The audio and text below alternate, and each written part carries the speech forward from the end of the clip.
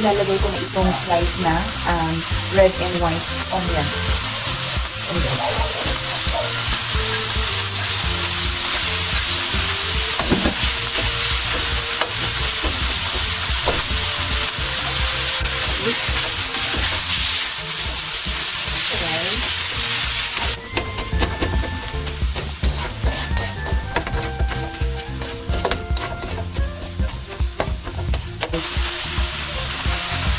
Para medyo may lasa.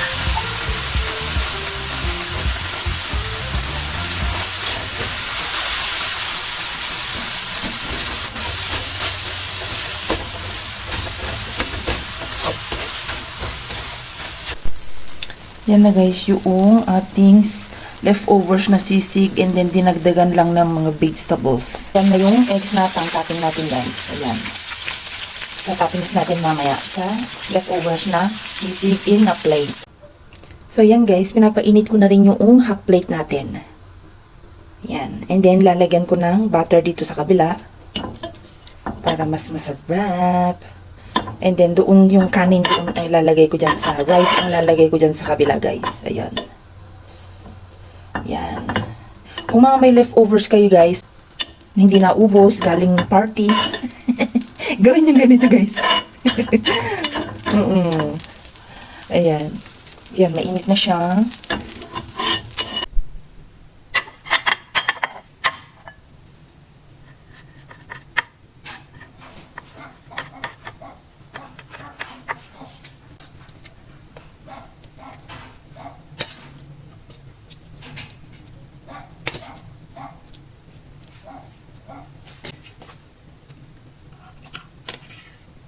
Ito na guys yung egg. And then, itatappings natin siya. Ayan. Tatappings natin siya dyan. And then, lalagyan natin ng spring onion guys. Ayan. Tatapingsan natin siya ng spring onion dito. O diba? Parang kumain ka na sa restaurant. Oh guys. Ang ganda. Aray ko mainit. Ayan, ayan guys. Lalagyan ko siya ng ginawa kong fried garlic mince dito sa OMG, ang ganda. Oh, diba guys, tingnan niyo ang ganda. Oh, parang nasa restaurant ka na pero leftovers yan. Diba?